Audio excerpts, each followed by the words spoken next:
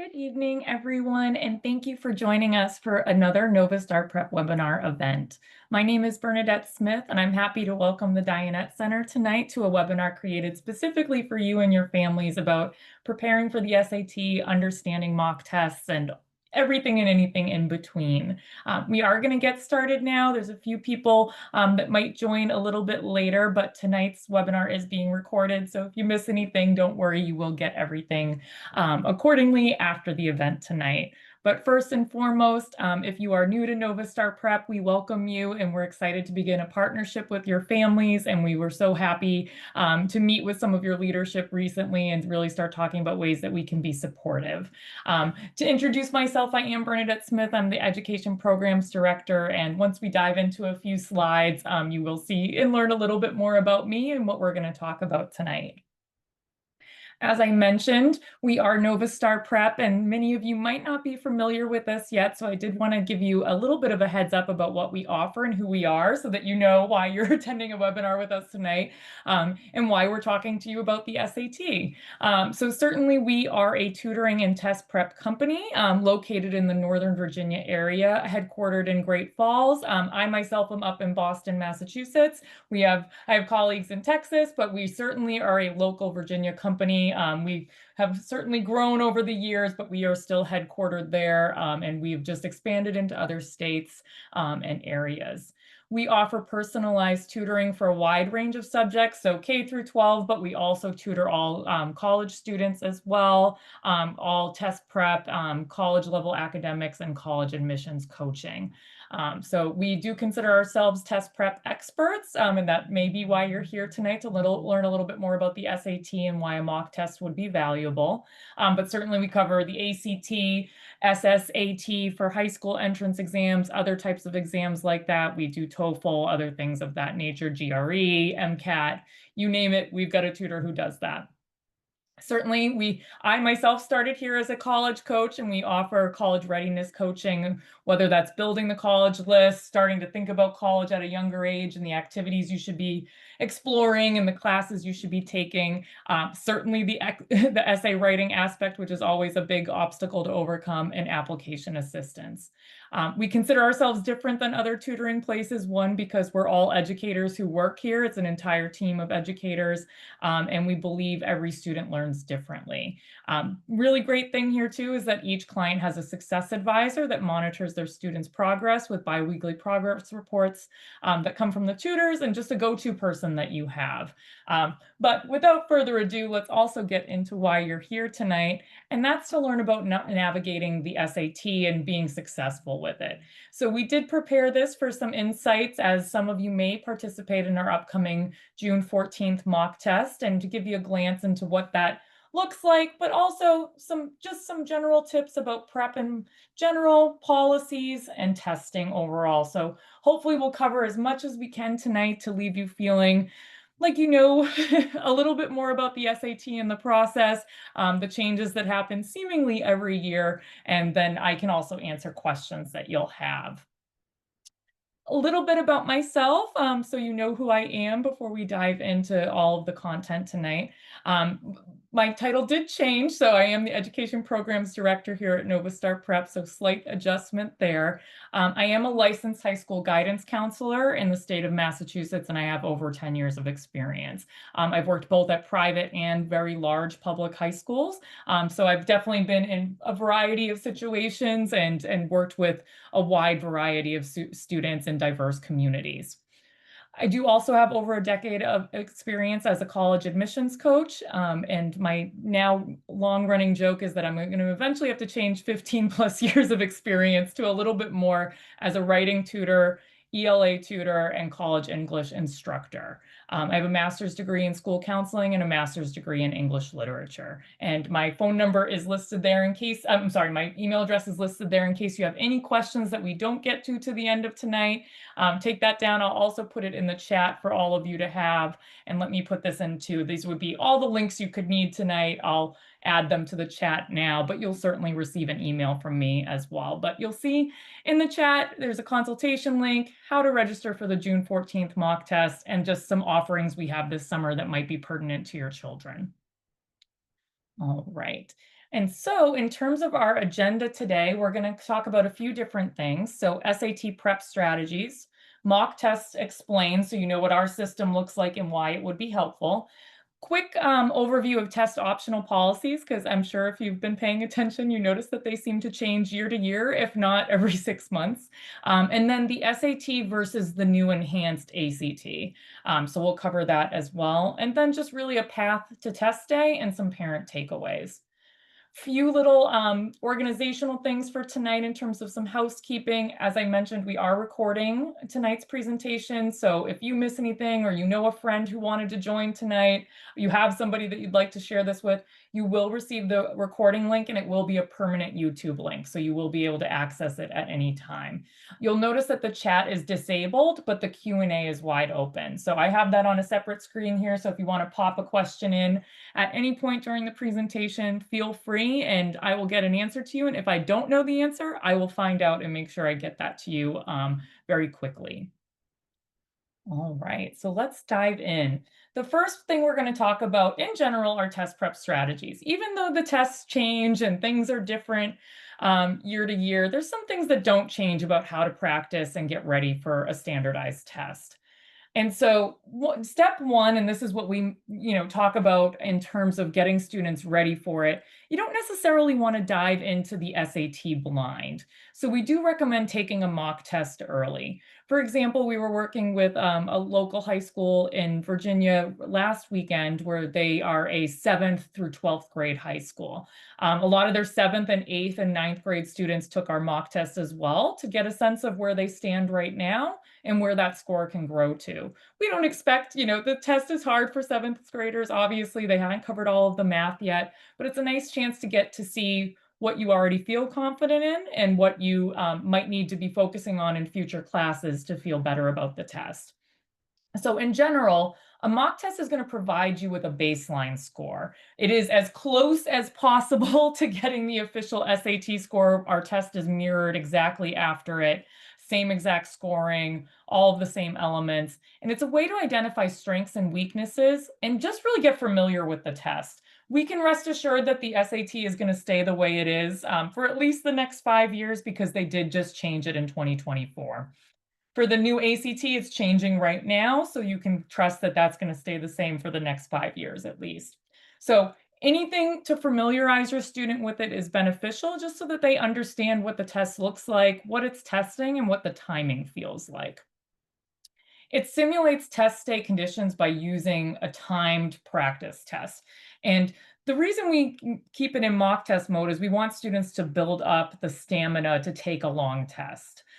So you certainly can take it in bits and pieces and do module 1 of English and then take a break and do stuff, but that's not actually how it's going to be on test day. So we do like having a full-blown mock test so you can see how the test feels, how fatigued your student might feel by the end, build up that stamina. Just like if you're running a race, you want to build the stamina for test day. And it's a nice way to analyze results, to focus your study efforts on the right things versus trying to study the entire test. Most students are going to have strengths in a variety of areas that, yeah, they sure can still work on, but there's going to be more pressing areas that should have the focus first. And this allows you to find out exactly what they need to work on question by question, section by section, question type by question type, so that you're not spinning your wheels practicing too much when there's a more effective way to approach it. And so another part of this would be that we would recommend step 2 being to review the results and create a personalized plan. And when we say with an expert, we certainly are referring to our team of advisors, but you can also talk to your guidance counselor. You can talk, to a teacher at school about it, a sibling that took the test, your parents, of course. But we do know that no 2 students are the same, so no 2 prep plans should be the same. So just because one student chose a particular test prep path doesn't mean it's the right one for someone else. So I'm one of our advisors here, and I could be someone you meet with down the road to discuss the results. There's also the rest of my colleagues, Jennifer Fazia, and so on from there, that you can meet with to discuss the results. And we know the SAT inside and out. We are fully trained on it. As a guidance counselor, it's certainly something that I probably know too much about. And it's a nice way to break down the results, get some insights into the student's performance, like I said, by those sections and by those question types. Because a student can have a very strong score in the English section, for example, and just have a few areas to work on in punctuation. Maybe they're doing really well on everything else. This way you can just pull out exactly what you need to work on. And then also it just gives really clear next steps to improve their score. So any student who takes a mock test with us will have a free consultation to build a test prep plan. And so some of that involves independent practice, some of that can be tutoring, some of that can be an SAT class, just suggestions about which classes to take, suggestions about practice questions to explore, very individualized to the particular student we're meeting with and what their score tells us. We also take into consideration the classes they're taking in school, just generally what they feel most comfortable with, any, difficulties they had on test day, compare it to their PSAT score, use all the data we can to make sure that we're helping them create the best plan for themselves. And then you want to use that plan, obviously. You don't want to just make it and abandon it, but it's going to really make sure that it's focused on those strengths and weaknesses. And the reason we do it this way is not that studying the whole test is bad, but it can be ineffective if you're spending too much time on areas of strong competency. You want to focus on those high impact areas for maximum improvement. So if we know a student is really struggling with equivalent expressions on the math section, but did very well on geometry, we'll still review geometry, but we're not going to spin our wheels on it for too long. So we want to make sure we're going to get the most points out of the test based on the strengths that already exist and the areas that need support.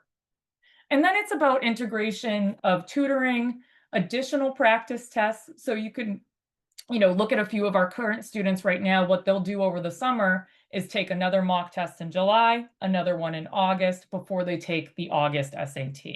It helps them see that they're making progress, but also builds that test day stamina. And then it's going to be about strategy and then a really holistic approach. You're going to meet with really kind people who want to make sure your student's doing very well. And we take your students' preferences about a tutor into consideration. So if your student likes somebody who's, a little bit more patient, a little bit more bubbly, we take that into consideration. I've had a student before ask me for a sarcastic tutor, and we've done that as well. But we match it also based on the student's score goals. And then in terms of general strategies, so this is, you've taken a mock test. We want to talk about strategies after that. One big thing we emphasize is practicing with purpose. You don't want to just practice for the sake of practice. It should be consistent practice using full-length timed SAT mock tests to simulate test day as realistically as possible. We know taking one at home is not the same as sitting at school or sitting at a test center, but you do want to bring yourself into a space that's just really built for taking the test, that's quiet, that you can get through the entire 2-hour and 15-minute test. As I mentioned before, it can really help improve time management and that stamina we discussed. Time management is a strategy our tutors teach, but it also takes some time to get there as you adjust to the test and how quickly you should be answering questions, when to give up on a question and come back to it later. And you can do these live online with us. We also can do an in-person test. And then certainly, once you're working with a tutor, then they start to schedule it individually with you. But we really want to emphasize practicing with purpose. Because sometimes students will fall in the trap of just constantly doing practice questions when the reality is that you need to take the full test periodically. All right. And then targeted practice. We want to focus on specific question types like that I talked about. So in advanced math, you're going to find nonlinear equations and equivalent expressions. So a lot of students, if they're on the younger side, might not have done as many of those yet. So that might be an area that needs improvement simply because they haven't been exposed to it, but they might feel really strong in their Algebra 1 concepts. So, you want to focus on those types where maybe, and you'll see an example as we go to it of, okay, I got 3 out of 4 geometry questions right and 6 out of 7 algebra questions right, but I only got 3 out of 8 advanced math questions right. That's where I'm going to focus on to begin with and build confidence there. It really is about focusing those efforts to yield the highest score improvements. So you want to make sure that you're focusing, you might spend too much time on an area that doesn't have a huge emphasis on the test. For example, we typically find only 2 trigonometry questions on the entire test. So you're not going to want to spend hours and hours and hours studying trigonometry. It's going to be more so feeling really comfortable with it and making sure you feel comfortable answering those questions, but you don't want to spend too much time on that when there's more impactful areas to study beyond that. And number 3 here, we want to review and analyze mistakes. So what happens when a student takes a mock test with us is they get a really great interactive platform to look at. And what they can see on that is the questions they answered correctly and the ones that they got wrong. And so as they go through that, they can just focus only on the ones they got wrong, for example, at one point, and understand why they were wrong. There's solutions for everything with a great explanation, practice questions. A lot of the math questions have videos explaining how to solve the problem. And it just helps avoid repeated mistakes on test day because you're going to see similar types of questions. You're going to see similar ones that almost make you second guess yourself. And so using our data-driven platform is going to help you understand your students' performance and how to approach similar questions down the road. I can't stress enough how impressive this platform is, and I wish every student I had in the past had access to something like this because it really is in depth in its analysis and really helps pinpoint exactly what to work on. And then you want to build test taking strategies. So when I'm meeting with families or the students I had in the past, a lot of what we would talk about is first we're going to work on whatever content is missing or that we're struggling with. Then we're going to work on strategy. Strategy is going to be everything about time management, what to do when you have to guess, because on the SAT, there's no wrong answer penalty. So you want to make sure even if you have no idea that you can make an educated guess. And then how to eliminate incorrect answer choices. This helps when you're not really sure about a question, but you know that you want to get the points there. There's no sense in leaving it blank. It will help you get as close as possible to the right answer. It's going to build confidence in that area, and it will also help you manage your time well. It's not often in school that they're timed on a test in this fashion where you're spending less than 60 seconds per question. So sometimes, a real element of tutoring will be, okay, how do we cut this time in half? You spent 2.5 minutes on this math question. How do we get you to answer it faster? And since the calculator is allowed on both sections today, a lot of it is about calculator tips now too. And this is going to help your student maximize their score even when they don't know the answer to every question. And most students don't know the answer to every question. Even our students getting a 1530, a 1580, even the 1600s we've seen, they've had to guess on 1 or 2 of them. All right. And then number 5 here, we want to master those key content areas. We want to make sure we know algebra is the biggest math section on the test. There's a lot of math, and then the evidence-based reading on verbal. So, as I mentioned, in math, you're going to find a very small geometry section. It's going to usually be 3 questions of geometry, 1 trig, and then 3 questions of geometry, 1 trig, and module 2. So when you're looking at that, it's important, but we know that there's far more algebra questions. So you want to make sure you're focusing on those high impact areas. And then knowledge of core content is going to boost the students' confidence on the test. It's also going to boost their confidence in Algebra 2 in school because they're going to focus on so many of these questions or whatever English class they're taking, and it's going to boost their overall performance. So this would come with that structured learning plan that we're talking about. You'll also be able to see it on the dashboard. All right. And then number 6 here is just engage in active learning. This is a big thing we tell students because you can stare at SAT questions for a long time and not necessarily get something out of it. So some of this would be explaining an answer out loud. So if one of your students, one of your children comes to you and says, I'd like to, explain how I got to this answer on this linear equations in 2 variables. And so if they explain it to you out loud, they're going to start to retain that even more so. As much as it's lovely to have the technology, sometimes staring at it on a screen forever isn't necessarily ingraining it. Having them teach it to someone, whether it's you, a sibling, a friend that's taking the test, will really help. Having them write it out as well will be huge because, again, we want to get that muscle memory for it. Because they'll have the scratch paper in front of them on the test. They're not going to be just solving things on the calculator only, having them write it out several times. It will help them reinforce knowledge and really help them feel more confident. it just engages students more deeply instead of, we know all of our kids use Quizlet and things like that for school, but I think we all know when they're trying to teach it to us, or we're helping them with homework. With my daughter, even a couple nights ago, we were doing flashcards and just having her explain to me the different things she was learning about the Civil War and what type of, it was about different battle patterns and different things like that, and just having her explain it to me. She walked into the test feeling more confident. The same goes for anything SAT related. And so those were all the strategies that I wanted to discuss. If you have questions about any of those, feel free to pop them into the chat. What we're going to talk about next is kind of looking about, and I'm sorry, I need to change the title of this slide, but looking to the June 14th mock test and what happens after that. So this is a general plan to follow from June 14th all the way through perhaps an August or September test date, depending on your students' goals and plans. So first things first, I would recommend registering for our mock test on June 14th. And again, my apologies, I got to change a couple things on here. I copied and pasted the wrong slide. And then you want to meet with an advisor after the test. So once the results are in, which is automatic, and you'll be given a link to schedule a time with us. And then you can understand performance by modules and receive that personalized prep plan. And you can bring all the questions you have. We can explain every aspect of it. We invite you and your student to participate. If it's just you, that's totally fine, but a student can't participate alone. A parent needs to be present. And then you're going to want to register for the August or September SAT. And this can be for rising juniors or rising seniors. And, if you're on the younger side and you want to do it too, there's no reason not to.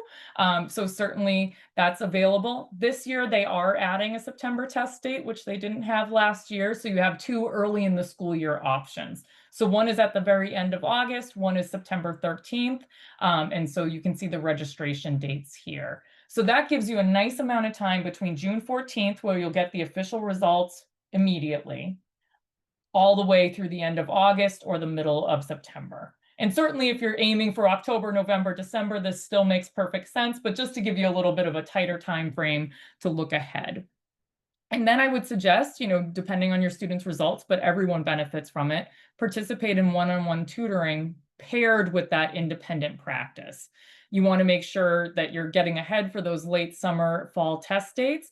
And the earlier you work on this, the better position you put your student in to be done with test prep, instead of while it's so difficult during the school year while they're taking AP classes, IB classes, honors classes. Summer's a perfect time to get a lot of it done where they're not stressed out by everything else that they have going on their extracurriculars, their classes, planning for college.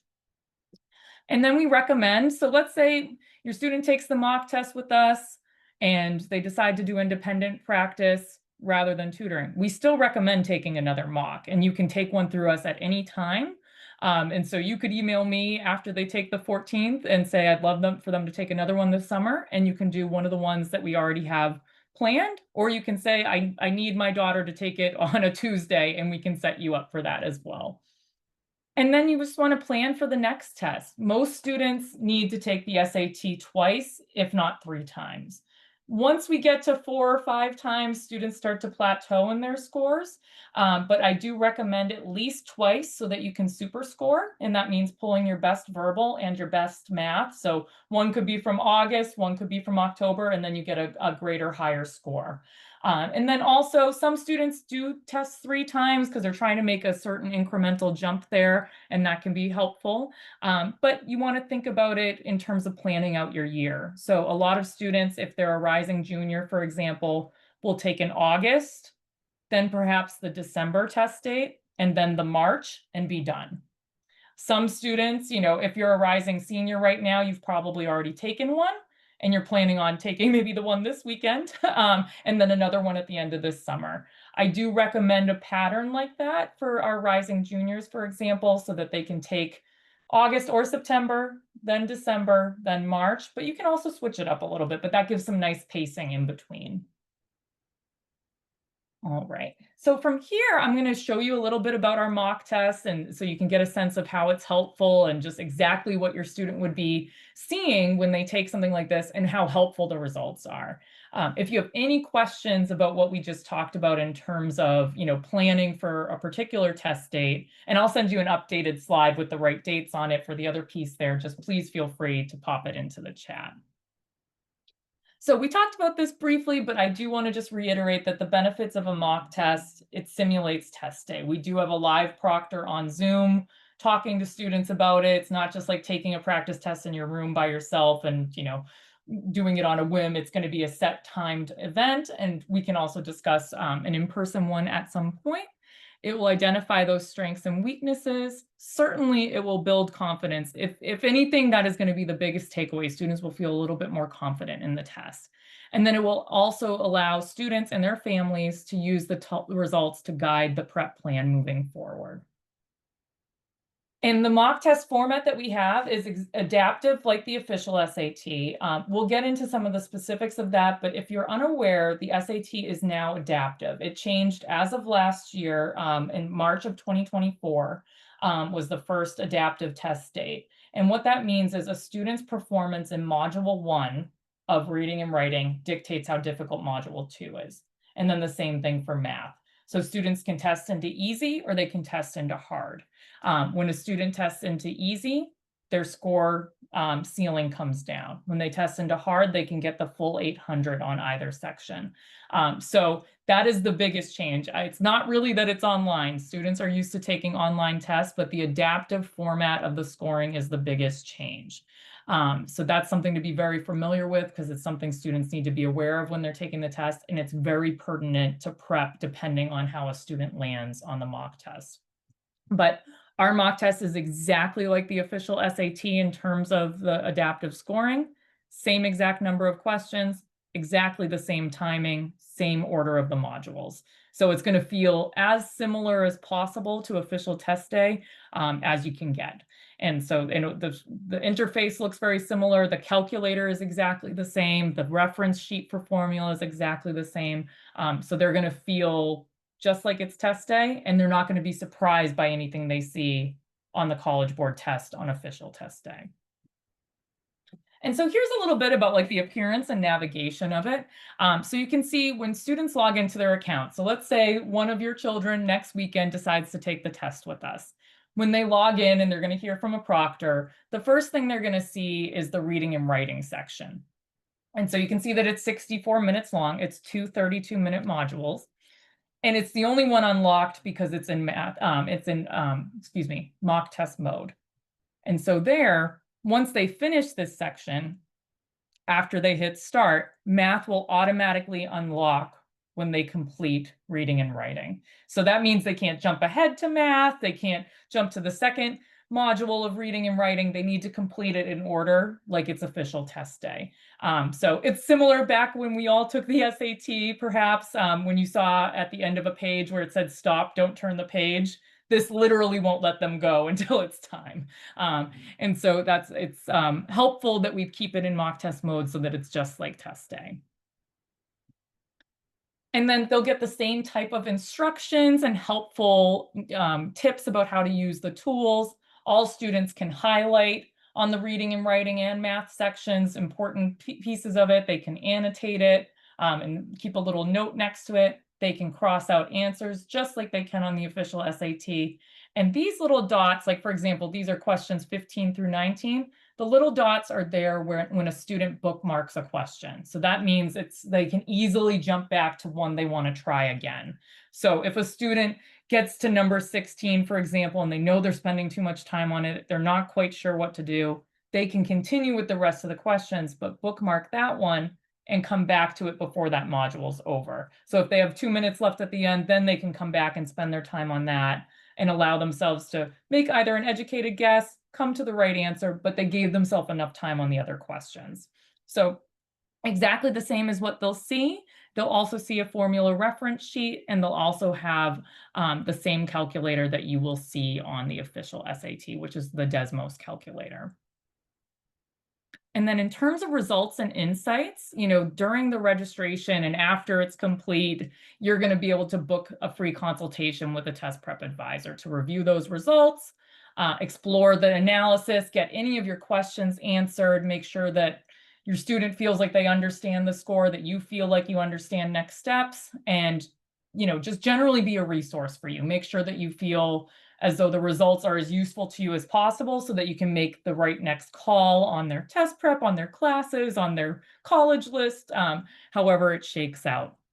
And students will also have access to that digital SAT workbook for a full year. So if your student takes the June 14th test with us, that account will be active until June 14th of next year. And we can reactivate it after that point as well. But just so you know, they have the full access to it, all 1,400 practice questions, their personalized results, and then you can add more mock tests to it to compare over time.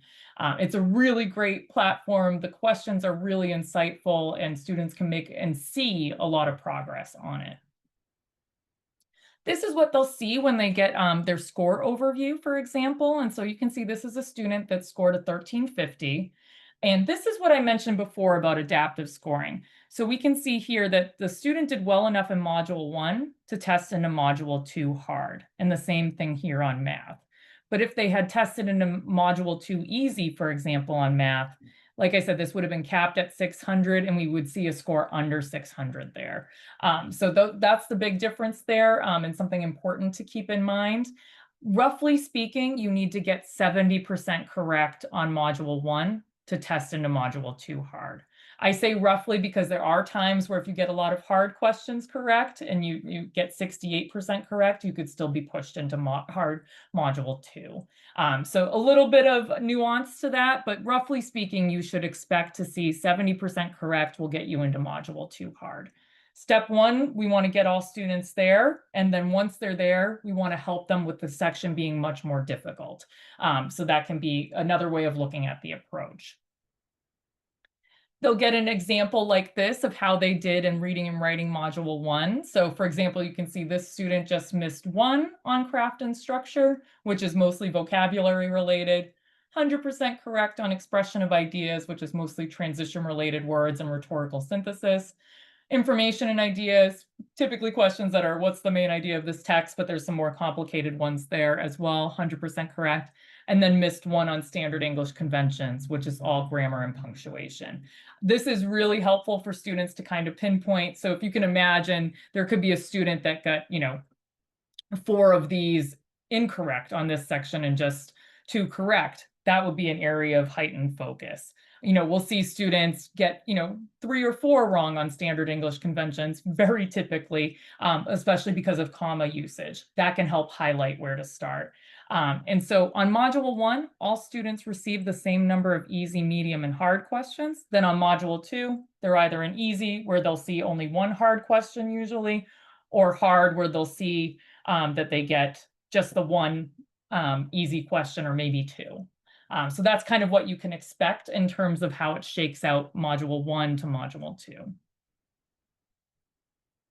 And this is just so you can have a glance at what the questions look like. So when we're reviewing students' answers, you can see like this question number 17, for example, the student got the answer wrong, so it's in red, but you can also see that 27% of students also chose that answer. But then you can see the correct answer here in green. And so the student can review it. They can also hide their answer to try it again. And then this one, you can see the student got it correct and you can see the breakdown otherwise. When they have it wrong, though, what's really great is then they get a solution at the bottom here. And so it will tell them why choice D is the best answer, why choice A, B, and C are incorrect. And then it gives them follow-up exercises that are exactly the same as this question, just a different one of the same difficulty level. So then that will allow them, if they're having comma usage problems, for example, that will allow them to focus just on comma usage problems. And maybe if it's of the medium difficult variety, it will just be filtered to medium level questions. So this is a really useful tool. This is something that I wish every student I've worked with have had in the past, because it allows them just to focus on what they need to the most and filters it for them automatically. All right. Any questions whatsoever about the mock test platform, answers, scoring. Feel free to pop them into the chat. You can also send me an email later, but just want to make sure I don't see any there right now. So for now, I'll dive into our SAT versus ACT section here. Let me just put those links back in for you all as well. And so this section has changed over time for us because, as I mentioned, the ACT has recently undergone changes. This typically happens when the SAT makes a change. A year later, the ACT will make a change, and then the ACT will make a change, and then the SAT will make a change. They're in direct competition, as you know, so this is very common. And so what we can see here, as of right now, the differences between the tests are as follows. The SAT is digital, adaptive. They'll find more algebra on it, fewer what they refer to as time-wasting grammar questions, and it's shorter in duration. Now for the ACT, and that part is changing slightly, it's digital at certain locations. Moving forward, though, it's going to be digital available everywhere. The paper test remains available everywhere. So for that, what's important to keep in mind is if you feel as though your student benefits from a paper test, and there is no paper test option for the SAT. The only time you can get a paper test for the SAT is if your student has a documented disability. For the ACT, you are going to continually be able to have both. So if you feel for any reason that that might be more beneficial to your student, it's a consideration. The test will not be adaptive. The new ACT, which they're referring to as the enhanced ACT, is not adaptive. On math, you can find that there's more geometry than algebra. They do have a science section, which is now becoming optional, and they continue to have the optional writing section, which I will be honest, most students don't really need to do. And so this April, students who tested online, if they tested on paper, it was different, but the students who tested online had more flexibility, a shorter test, and more time per question. So students online in April were able to take the enhanced ACT. Students on paper in April took the old ACT.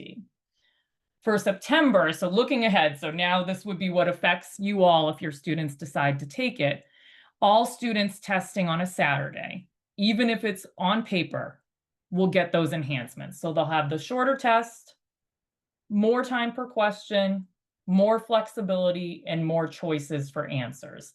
And so this will be, a big change to the test. They gradually released it. All of our mock tests for the ACT are enhanced ACTs, so they reflect the new test. We still have the old one if a student needs it, but obviously that's passed for April 2025. Every student moving forward will take the enhanced ACT. So again, it is not adaptive, nothing to worry about there in terms of scoring, but it is online or on paper. You have to choose when you register, and it's shorter than it used to be. So now it's roughly the same length. So again, they are always competing with each other in terms of that. And then onward, the ACT continues to plan to continue to have paper and digital tests for the foreseeable future. Give that another 2 years and we'll see what they say from there, but that is what they're suggesting right now. And I see a question here. Can a rising 8th grader take the mock test? She's taking Algebra 2 over the summer. Absolutely. I had 2 or 3 8th graders take our most recent mock test event. I want to say it was 2 weeks ago. And it was a really good way of seeing where they are and their potential with Algebra 2, so it can help. So you can kind of get a sense going into the Algebra 2 over the summer. And it just gives you a sense of where she is with some of those other topics. Because here's the really tough thing about the SAT is if you do particularly well in math as a young student, and same thing for the ACT, you're going to move away from SAT math pretty quickly. So for example, if your daughter's taking Algebra 2 over the summer, she's advanced faster in math, right? So when she has to take some of the older algebra, like her Algebra 1, that's going to be older to her. So I actually do strongly recommend taking it now. And that can be another reason why, as an 8th or a 9th grader, you take this test. and then look at what math classes you'll be taking during the next couple school years. Because once you're in pre-calc and calculus, you're moving past everything on the SAT, and then you're going to need to refresh those old topics. So yes, long story short, I would strongly recommend that your 8th grader take it, and anyone else in the audience that's curious. And the good thing is, it's no harm, no foul. They take it, the scores are staying with us, they're staying with your family. This is nothing that the school is going to see or that the college board is going to see. It's just a nice chance to see where they stand. All right. And so this I already mentioned, so you guys already see this, national ACT and international ACT is September 2025. That's when it all changes. And then when any schools that do in-school testing, this is when they do it during the week. Every student takes it. This is not the traditional Saturday test. They're going to change it all for April 2026. Would not worry about that though. Just go by the September 2025. All right, so key changes to the ACT format, reduction in the total number of questions. This was a big complaint we got over the years, and most of the students I had is the ACT was very long. Section 1, for example, was 77 questions. Now there are 44 fewer questions on the test, and now the test is shortened from 195 minutes to 125. I think that's also helpful with it being online because we know staring at a screen can cause a lot of fatigue for students. I'm glad both tests have reduced their duration. Students will also find now that they have more time per question. They've also, on the math section, reduced some of the answer choices from 5 to 4, which has been really helpful because I think when it was 5, it did cause students to second guess themselves a little more, and they had a harder time, obviously, doing the 50-50, let's cross out 2 and see which one is the best answer. And now, this is very new. Let me take a sip of water. You can take the ACT with or without the science section. So it is now optional. If you take it, it does not count towards your composite score. You will have a separate STEM score. So that's students can choose to take it. And, if you're going into STEM related fields, I would suggest having it there, even though it's not the most pertinent to colleges because they care about if you're taking AP Bio, AP Physics, AP Chem, if you're going into pre-med or into something with engineering or whatever it might be. I would suggest including it. Again, it's a helpful thing to have. It's not a must-have. But if it's not your strong suit or your student's strong suit and you don't feel like you need to add it, don't add it because it doesn't count towards the composite anyway. So really that's a student by student choice. But the STEM score will show up whether it's good or bad if you choose to take it. So if you feel like it's not the right fit, don't. But also take one of our mock tests with the science section and see how you do on it. Some students are surprised by how well they do on the science section. There's a little bit more engineering on the science section this year, and I've seen a few more physics related questions. So bear that in mind. Some of the other questions are more related to hypotheses and the entire scientific method. Other ones are more about interpreting graphs and data. Some are more biology related. But when you do the mock test, I suggest taking it and then decide if you want it for official testing. And then in terms of picking the right test, every student is different. And the test scores, there's a conversion chart between both tests where you can see what a 22 on an ACT is compared to an SAT.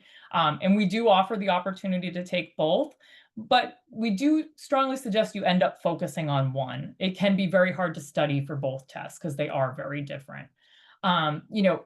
Right now, there's a lot of SAT resources, so sometimes that can be a reason to take it because we know that we've had so many resources since last March. There are fewer ACT resources available, but they're growing right now. Before, we only had 2 mock tests for it, for the new ACT. Now we have 5. So as they continue to grow, this will change a little bit and they'll even out on resources, but you can certainly find a little bit more for the SAT right now. Consider test familiarity and past success. If the student took an ACT practice test before and thought that they liked it and they liked the format better and just did they enjoy the science section, they may want to stick with the ACT.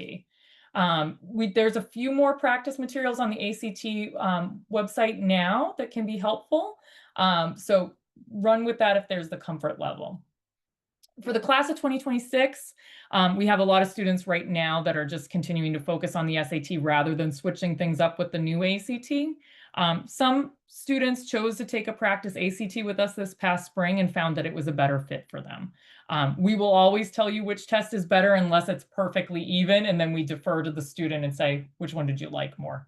Because if the scores are very even, it's usually someone who tests very well and can do either. There's no difference at colleges. They don't prefer one or the other. They're going to take one or the other. So don't worry about picking the wrong test. Pick the right test for your child, not the right test for the college. And anyone class of 2027 and younger, take a mock SAT now and then take a mock ACT to really get a good comparison between the two. So for example, if you want to take the June 14th SAT with us, we also have a June ACT that you can take, and I'll be sure to send links with that. Or if you want to take it at another time, you can reach out to me and I'll make sure that we arrange that. So then you have both scores, we can go over both together, and you can make sure you choose the right test for your child. Final takeaways here is the SAT tends to emphasize concise reading passages, and analytical thinking. ACT has much longer reading passages, like pages. So keep that in mind. Like they're columns, but they last for a long time and you answer several questions about them. On the SAT, it's one excerpt, one question, one excerpt, one question. On the ACT, you'll see a very long excerpt and then 4 or 5 questions about it. If you want a STEM score, consider taking the ACT. If you're strong in science, consider it. But keep in mind, if you're not strong in geometry, the ACT has a lot of geometry on it. So it's a trade-off. So keep in mind what your math strengths are. Let's see. All right, so that was a little bit about which test to choose, and we can certainly meet at some point to discuss that for your own child, but I hope that was helpful. I don't see any other questions just yet. So we'll dive into test optional policies. This usually is a big topic because over the years, and especially since COVID, we've seen a lot of changes with test optional policies. And then if you've seen on the news, even in the last couple months, a lot of schools have gone back to test required. So a lot has happened with it. I do quarterly an entire webinar based just on test optional policies that will answer all of your questions, but I at least wanted to give you an overview today to help you as you're making these decisions. So understanding the policies that are out there. So we talk about test optional, but there's like 4 or 5 different kinds of test optional. So there's general test optional. This is the one you hear about the most. Scores are not required, but can be submitted. Usually schools will give you a little bit of guidance on this. They'll say we're test optional through admissions cycle 2025, 2026. And then they'll say, but if you need help deciding if your GPA is X, we suggest you submit. Or they might say, if you're applying to this program, we suggest you submit. So you always want to look at their individual pages about it. Some of them will be very clear. They are entirely optional. There's no asterisk. There's no, if and buts about it. You can just go ahead and choose to submit or not submit. Then there's conditional test optional. Certain programs might require the SAT, even if the school is test optional. This is very often the case for nursing. It's been rare to see a nursing program that does not require it. Some of the STEM majors will require it. It depends on the school. Some honors programs will also require it, even if the school is optional. Test blind means the school doesn't want it, don't even send it to them. So that's like they're not going to look at it. Don't waste your money sending it to them. They won't even pop up on the list that you can send it to the school on the College Board website. There are also schools that are considered test flexible, where they'll accept multiple kinds of test scores. So it doesn't have to be the SAT, but maybe they'll take 2 of your AP scores that you took when you were a junior, because let's say you got a 5 on APUSH and a 5 on AP chemistry. And you send those to them and they're like, okay, great. We don't need anything else. Obviously, you can't depend on AP scores from senior year on college admissions applications. So you want to make sure you have something for this. If you have an IB test score, things like that, you can use it. There's other things they may accept, but you want to plan for that, because then you could find yourself in a position where you don't have a score to submit. And then placement required. Some schools will determine first-year course placement, so they might not be required during admissions, but they may ask for them after to determine which math class you're in the fall and which English class. Some schools have used this to bypass offering a course placement test. It's only seen it at a few places. We'll see what happens with it, but I do think you want to check with every school what their policy is, and then really make a plan to have a test score no matter what, even if you think right now your whole list would be optional, because you never know if you're going to change your major and you're going to need it, or if you're going to find out that it could help you with placement later. So there's a couple reasons why you want to make sure you have one in your back pocket. All right. And so here, like, there's a couple reasons, like I just mentioned, of why have and submit scores. Number one, and I go into much greater detail about this in my test optional webinar, which we are having this summer, there is something referred to as the test submitter advantage. At certain selective schools, score submitters are admitted at a higher rate. While this isn't shocking, sometimes the numbers have been shocking around this.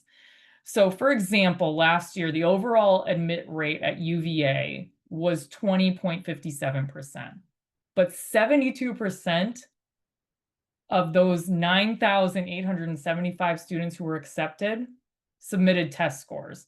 And we know from last year what their average submitted test score was. It was all 1350 and above. So we know that there's an advantage there, considering that 72% of their accepted students did submit something in that ballpark. So we want to keep that in mind. Georgia Tech, for example, when they were test optional, 79% of their admits, it submitted scores. So that's a huge number. They've gone back to test required as of late, and you'll see that with some other schools as well. But it can also, so the test submitter advantage is huge. I can't deny how massive that is. But another piece too is just opening doors to opportunities. Like I said, sometimes this can really change things for an honors program. So West Virginia University wants you to have a 1230 SAT or higher to enter their honors program. There's one at UVA as well where they're looking for that 1350 or above. Sometimes it can also mean access to larger merit scholarships. So Hofstra University, for example, reserves top scholarships for people who submit scores. Other schools have eliminated that and said, nope, merit-based just goes based on your GPA. You know, so you got to look at every school. And this is why nobody knows the college list perfectly yet, because kids change and their goals change, and you're going to add a school you're not thinking of right now. This is why you want to have a test score no matter what, in case you need it for one of these scenarios. And another reason why I suggest having one is you want to let the test score speak. Sometimes this can be a chance to reflect a strength that you can't find on the transcript.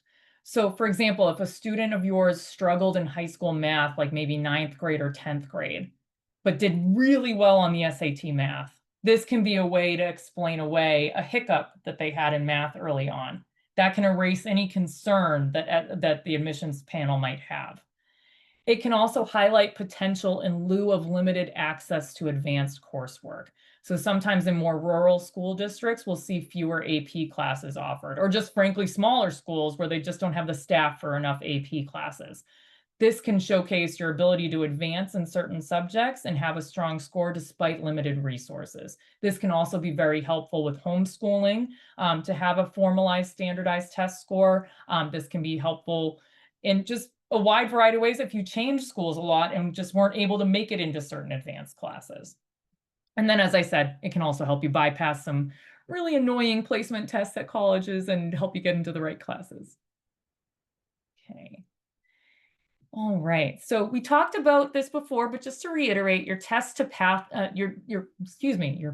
test day with Novastar Prep. So I would suggest taking our June 14th mock test. If that date doesn't work for you and your family, please feel free to reach out to me and I can set up something separate or tell you about the other test dates.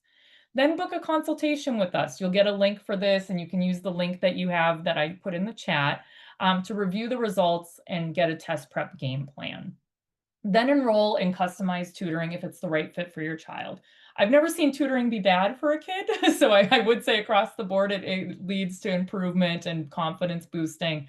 And on average, our students see quite an increase in their scores. But the biggest thing for me as a guidance counselor, I see kids feeling a lot more confident about the test. And then you have the opportunity to track progress throughout mock tests and different practice questions they'll be answering. Last, just some takeaways for you guys as parents. One thing you can do, and that I do, my daughter's a sophomore, for example, my other daughter's a freshman in college. We want to encourage consistency, help that child stay on track by setting up those regular study schedules. Summer can get a little bit weird and schedules open up, and it might be harder to really set aside time. But if you work with your student on saying, okay, on Tuesdays and Thursdays, we do test prep from this time to this time, it can be really helpful for the summer. And so the test prep with tutoring, segmenting it that way, and then also for independent work. And provide support for practice. Make sure they do have that quiet, distraction-free environment so that they can study if they've got younger siblings running around or whatever, or encourage them to, go to the library. And of course, and I think we all do this, be a cheerleader. We want to offer emotional support because what's happening in school right now is all their friends are talking about it, or that will be what's happening next year. And what did you get on this? And what did you get on the PSAT? And what school are you applying to? And we want to make sure we're building a positive and motivating atmosphere because in my experience, and I'm sure you've probably experienced it with your children, they what their friends say at school weighs on them, and just helping them just focus on their goals and what's best for them, and just getting the score that they need for themselves, not for what anyone else is doing. And then just stay involved in the process and track that progress together. It's really nice when we get to send a message to a parent saying, I saw that Michael was able to score 70 points higher on math on his most recent math mock test. We're so excited, and the parent's able to say, I know, I saw, that was great, we're talking about it. It can be a really nice thing to watch the progress together. So here's the info about the June 14th mock test. It's a great way to set your student up for success. And then we do have another SAT one on July 12th. The June 14th one is perfect for getting ready for summer. 12th can be great as well. And if you need something before then, certainly let us know and we'll coordinate that.